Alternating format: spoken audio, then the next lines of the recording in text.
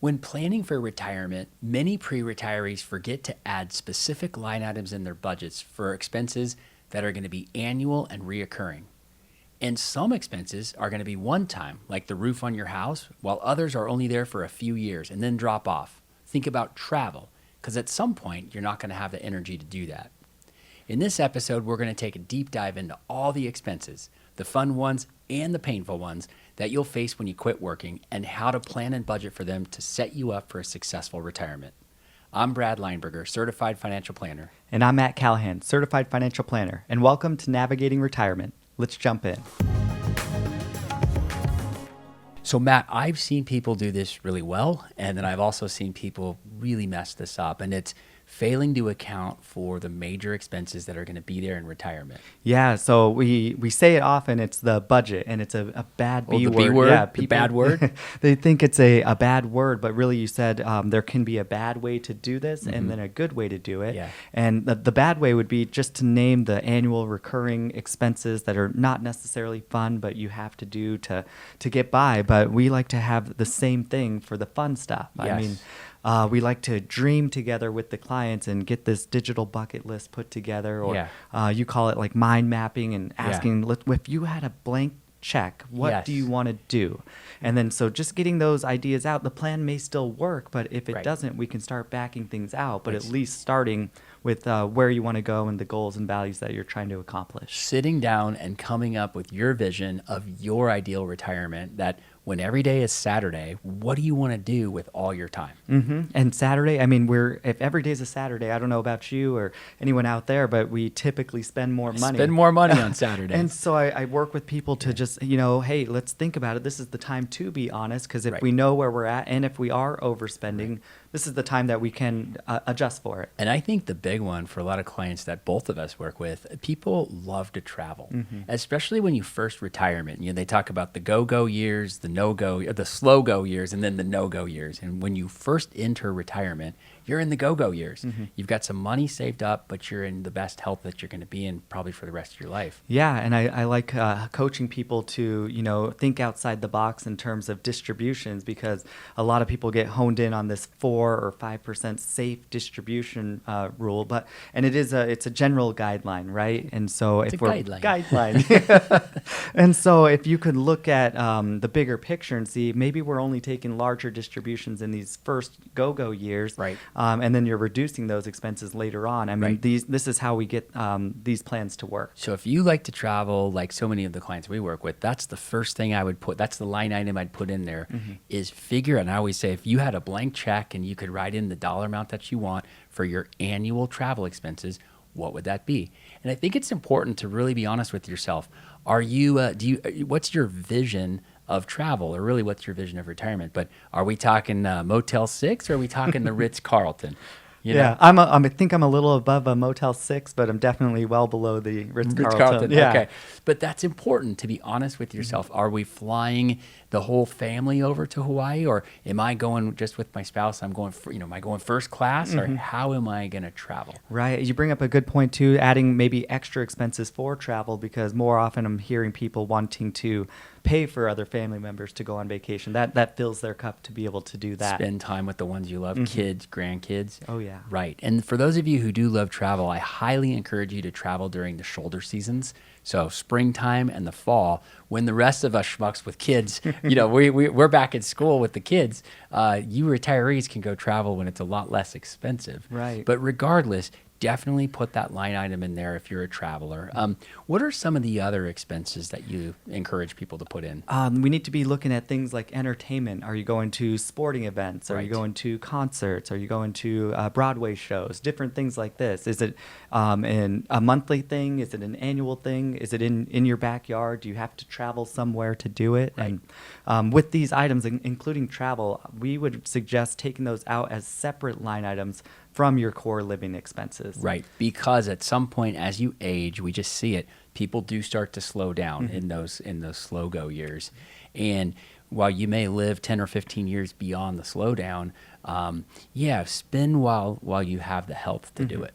And something to keep in mind too is one of the roadblocks we see a lot of people run into is not accounting for inflation on these different expenses or travel budget. I mean, you still want to increase those at inflation. That way you're still able to take the same trips that you're accustomed to. Well, I think one cool thing you do is you and we've adopted it too, is you will use different inflation rates for different expenses. Tell me more about that. Yeah, I did some rough numbers. Things like restaurants lately have increased at 3.9%. Well, let me back up. I guess the average inflation over the last 12 months is hovering at about 2.9. So tell that to my pocketbook when I go to the grocery store. And just because inflation is cooling down, that doesn't mean things got less expensive. So they're still increasing in cost, but different things, for example, utilities up 6.2 for the year. Right. And then electricity, 13.8%.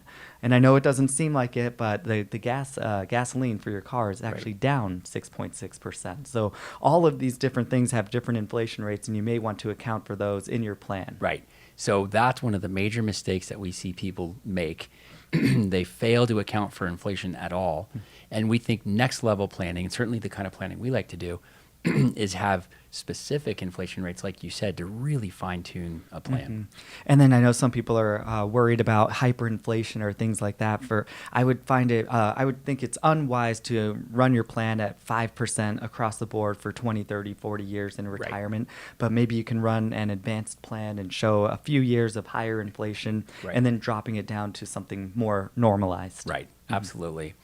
So back to the budgeting and the expenses, and we're still on the fun stuff. Yeah. I think you got to make sure that you put, if you like to golf, if you like to, if you want to join a country club, or you want to go to a yacht club, if you like to sail, or whatever the things are that you like to do, you've got to account for them in your plan. Absolutely. And what about these big purchases? I heard the other day you had a client wanting to buy a pretty expensive car. Tell me more there. He's thinking Aston Martin or Porsche, which, not everybody's coming in here saying, I want to get an Aston Martin. I thought that was pretty cool. But regardless, you're gonna probably need to purchase not one, but maybe several cars throughout retirement. And that's a common mistake I see people make, is they forget to account for that. And one of the things we like to coach people to do is have a sinking fund where you can set money aside in cash every month, and you kind of build towards or work towards being able to purchase a car, and then you could pay for it in cash and not have to finance it. And I know, but it could make sense to finance depending on what the interest rates are at that time. So, I mean, depending on how you want to account for it, you can put the line item in the plan for the down payment you're expecting, or just the full amount, and seeing how that looks. Right. Okay, when it comes to planning and budgeting, you got to think about the kids. We hear more and more people say, I really want to help my kids buy a house, or I want to help my kids pay for the grandkids to go to college, or I want to help the grandkids, or I just simply want to spend more time with the grandkids. You got to be thinking about those family expenses and kind of your vision of how you want to help or how you want to be involved. Yeah, and be careful. We hear this, people wanting to help so much that they sometimes do crazy things like doing large distributions out of IRAs, which then can affect their overall tax bill, add to their Medicare premiums. But on the flip side, other people are thinking at it wisely and looking at their taxable investment, and maybe you're able to gift highly appreciated stock to the kids or grandkids, and then they may not be paying taxes on them that way. So you can help by saving yourself taxes, and then also maybe saving them on taxes. And while we're on the fun stuff, I also think that you got to be honest with yourself about, do you like to cook in, or do you enjoy eating out every now and then? And make sure that there's a line item in the budget for restaurants and eating out, and also factor in inflation, because it's not getting any cheaper when you eat out.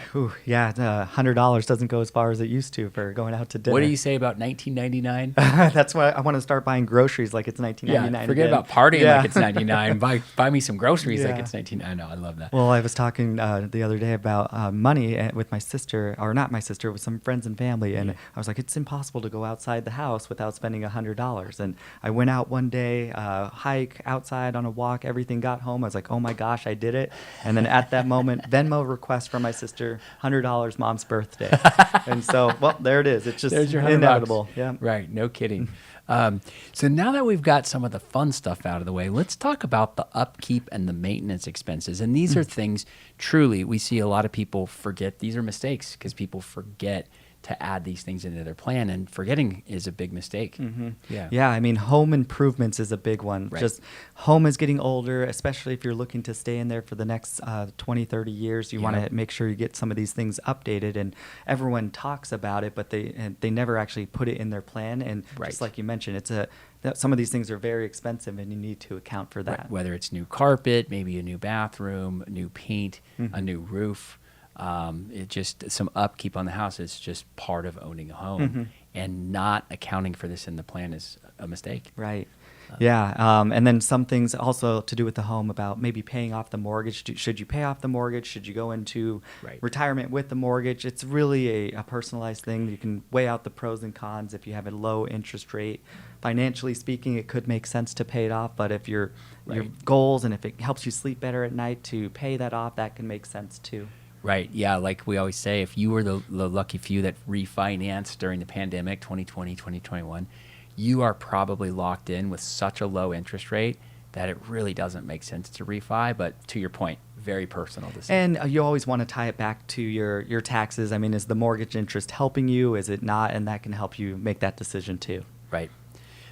Okay. So we've got the fun stuff out of the way. We've got kind of the regular reoccurring expenses out of the way. The other area that I see people really mess up is the healthcare and the medical. I mean, they really mess this up. So talk to me about that. So more and more people are wanting to retire before Medicare age of 65. Right. And so if you are planning to do that, and if both spouses aren't working, so you need to go find your own individual health insurance. I mean, this is probably one of the top expenses you're going to have in retirement is your healthcare premiums too. Yep. And so, I mean, could be $800, $1,200 a month per person. Per person, so right. maybe $1,000 budget per person per month. So it is expensive, and it's a big check that you need to stroke. But account for that, especially if you're looking to retire early. So that's if you're retiring before 65. But then once you switch over to Medicare at 65, people, you don't forget, you've got your Medicare Part B, you've got, which is going to be doctor visits and utilization, and then Medicare Part D, which is going to be prescription drugs. So your Part B is going to be about $185 a month. But if you're not good with your tax planning, IRMA, income-related monthly adjustment amount, can make your Medicare premiums a lot more expensive than $185 a month. And speaking of the Medicare premiums, so typically those will come out of your Social Security benefit, but if you're not claiming your Social Security benefit, you need to plan to pay out of pocket for those expenses while you delay your Social Security. And that's where being smart with your tax planning in those gap years between when you retire and when required minimum distributions kick on, and doing Roth conversions can really pay off, because anything coming out of a Roth is not going to trigger Medicare IRMA because it's tax-free. And the number you need to be aware of, or the age I should say, is 63, because 63 is the age that they're going to look at your income for the year to determine what your Medicare premiums are going to be for age 65. The 2-year look back. It's always a 2-year look back. Yeah, good point. Really good point. So that's Medicare, but then don't forget, on top of Part B and Part D, you've also got Medicare Part C. So whether it's a Medigap policy or a Medicare Advantage plan, that's going to be additional expenses. People aren't thinking about it. Again, you need to have a line item in there, maybe a few $100s, $360 a month per person, to make sure you're able to cover that cost as well. And one thing we'll do, so you had talked about inflation assumptions in a financial plan. So we'll typically take 3% as that average inflation rate. However, when it comes to things like medical or even long-term care, and let's talk about that in a minute too, we're assuming a higher inflation rate of 4%, because historically the cost of aging has been getting more expensive relative to the rest of everything else. Yeah, great points to adjust for those different inflation rates. And then also, if you're retiring before 65 and you have that $1,000 a month per person, maybe that's only, or it should only go to age 64, and then that expense will drop off, and then you'll switch to the Medicare premium. So you don't want that $1,000 a month per person going out to end of life. So let's talk about budgeting and accounting for long-term care and really the cost of aging. Mm-hmm. Yeah, long-term care. I mean, there's a few ways to account for it. You can buy an individual long-term care policy. Pretty expensive for premiums, so you may want to look at those sooner than later. Age 60 is kind of a sweet spot. Yeah. Even if you're in your 50s, you're on the younger side, but it's going to be less expensive. Right. Another way you can do it is through a whole life insurance policy. They provide an accelerated care benefit. So this can help if you don't want to use it or lose it. So if you don't think you're going to need long-term care, which I would argue most of us will need it at some point. If you're insurable, if you're this insurable, could be a great option. And then when you're no longer here, there will be a death benefit that would be tax-free. Well, and that's the biggest complaint that so many people have about long-term care is they think that they're not going to need it. Well, statistically, they're wrong. Yes. 75% of us are going to need it. Yeah. 3 out of 4 Americans are going to need some sort of help with care. So we're probably all going to need it. And then the third way, you could look into an annuity product, which will actually pay you an income while you're here and then have that accelerated care benefit if you need it. So that's pretty good. 3 options. I mean, they all have their pros and cons, and we can explore that together if you want to give us a call. Yeah. But when I think of long-term care, though, I mean, I think this is a real miss for a lot of folks that, I mean, I'm looking at the expenses. It can be anywhere from $8,000 to $12,000 a month. And then the average stay in a facility could be up to 3 years, although it can be more. So we'll typically model $12,000 a month just to show people the higher end, just to protect them. We'll show it for 3 years. We'll typically run a scenario at age 80. And what we find is people are just surprised when they see how expensive it really adds up to be. Yeah, and then the lower end one, the 8,000, that's if you want a roommate. So that's why we do the higher one, because most people don't want to have that roommate in care. I had a client the other day, and her, God bless her, she's awesome. Her biggest fear, though, is I don't want to have a roommate in life. I don't want a roommate. And it can get expensive and terrible subject, but after those 3 years of showing an event like that, if it is that bad, typically that person's not making it out on the other end. Right. So we show them passing away and then seeing what the plan for the survivor spouse looks like, which, I mean, brings us to our next point. We need to do some planning for if there's a premature death or an older spouse in the relationship, because if and when they go before you, we're missing out on one of those Social Security benefits. Right. So the first person who dies, the higher of the 2 benefits in a married couple, that one will continue to get paid out. And if it wasn't yours, then that means you're going to be receiving the survivor benefit. If it was yours, then that means you're going to be missing out on that lower benefit. But you're absolutely right. It's a big misconception. People think you get both benefits. So, I mean, it can put a big hit on overall expenses, because some people will think, well, if there's only one of us here, then our expenses will drop to about 50% of what they are. That's not true. Yeah, not true. What we come to find out is about 80%. So even though one person's gone, you still have 80% of the expenses. And it makes sense that they're going to go down, because you have one less person who's eating, one less person who's consuming energy or doing things, for sure. But you're absolutely right. It's not a 50% reduction. Right. If you're in a home, the home mortgage is most likely staying the same, and you're buying less groceries and things like that. But yeah, it comes out to definitely more than 50, maybe 80 or a little bit less. Right. And then on that note, I think the other planning point is if one person in a couple dies, if there's a pension, you got to look into, do you have a survivor benefit on the pension? If so, what is it? It's kind of rare these days to have the 100% joint and survivor. So that's another thing I think people need to be aware of. Yeah, and then also the options for rolling over accounts like IRAs, Roth IRAs. If it's a spouse, they could actually roll those accounts into their own name, which could further delay required distributions if they don't need them. But if you're below 59 and a half and you inherit accounts from a spouse and you need income, it may make sense to accept it as an inherited IRA, because that would allow you to avoid the 10% early premature distribution. So just being smart with this. Yeah. But also don't forget to update your beneficiaries whenever you take over those accounts. Oh, that's huge. Yeah. We've seen even if it's not just IRAs, but also life insurance policies, everything else. Everything, yeah. Got to be looking at your beneficiaries. Just some horror story. Yeah. Okay. So now that we've covered a lot about the spending, let's talk a little bit about how to kind of put it all together and kind of plan and budget for all of it. And I think we got to start with life expectancy. Right. That's another mistake I see people make is they're not accounting for the spending that they want to do, and they're not accounting for how long they're actually going to live. Right. I mean, I think a lot of people look at the average life expectancy and they forget that that's those numbers. What is it? 80, some for guys, Right. a little higher for women. And those are the averages across the country. Right. And most of, I think a number of people are above average. And so you're most likely going to live above. And I'd rather see you be conservative on the thing we don't know what's going to happen. Absolutely. So around here, we'll actually take a pretty outrageous assumption of age 100.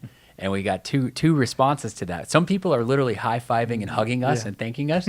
Others are angry and throwing things at us. But in both cases, we remind them, we don't control this. But our biggest concern as their financial planners is if they make it that far, we want to make sure their money makes it there. But I would argue, too, if you get in a room with 10 plus people and they're asked if anybody knows someone that's lived or is living till age 100, more often than not, people are getting there. So, I mean, it is possible. And with medical advances and things like that, people are getting healthier. It's more frequent than we think. Right. So you may disagree with our assessment of assume 100, but I think at least you got to be thinking 85, 90, somewhere there. Mid-90s to be safe. I'd rather be safe than sorry. And then you also want to be running some scenarios. A terrible subject, but if in a couple, if one of you dies early, making sure that you can be okay on the one Social Security income or the reduced income. Right, and then we always talk about stress testing your overall financial plan. And if you are going out to mid-90s or to age 100, then I mean it doesn't necessarily have to be 100% probability of success. I mean our confidence zone is as low as 82% because of these extreme cases that may or may not happen. And you have a good way of saying it's not an 82% probability of not running out of money. It's an 82% probability that we don't need to make any changes. Right. In other words, there's an 18% chance that we're going to have to make some adjustments, and that's okay. Yeah, that's the whole point. I mean, as soon as we get off of the podcast today, I'm sure your financial life has changed. So that's why it's so important to work with your advisor or find an advisor to review and update the plan every year at a minimum. Yeah. Okay, so let's recap a little bit. I think a couple key takeaways from this episode. Number one, make sure you account for the life and the lifestyle that you really want to live, and be honest. If you want to travel a lot, put that in the budget. If you want to play more golf, if you want to do more things, give money away to the kids and grandkids, put it in there, right? Absolutely. Okay, Yeah. and then make sure that you are also thinking about what are those the maintenance expenses, like keeping up the house and buying a new car every 5 or 10 years or whatever it is that you want, and then don't forget the medical. Yeah, that's a huge one. Right. Yep. And so then as you put it all together, make sure that you assume the right inflation number on these things, and don't ignore the little details, because it's the details that matter in the financial plan. The fun expenses and the recurring expenses can make or break your financial plan. Absolutely. I mean, there's nothing worse than getting years into retirement only to find out, oh, shoot, they underprojected what they think they need to spend, and now they have to tighten the belt. I mean, that's the last time you want to tighten the belt. Yeah, let's get you comfortable, or let's get you retired and stay comfortably retired. That's right. Yeah. And it all starts with the planning process. And it's a process. It's not a one-time thing. It's an ongoing planning process. And I think it's really important. It's a big takeaway. If you don't have a plan, you need one, and it needs to be updated consistently and regularly. Yep, that's perfect. Retirement is meant to be the time you enjoy the fruits of your labor. You don't want that fun to be interrupted by stress over money. In order to eliminate that worry, you need a plan, you need a budget, and a guide who will help you grow your money. We help clients do that every day. So reach out to us here at Seaside to talk with us about your retirement. Thanks for listening. If you're watching us on YouTube, be sure to give us a like and subscribe. And if you want the audio version, find us on Spotify or go to navigatingretirement.net.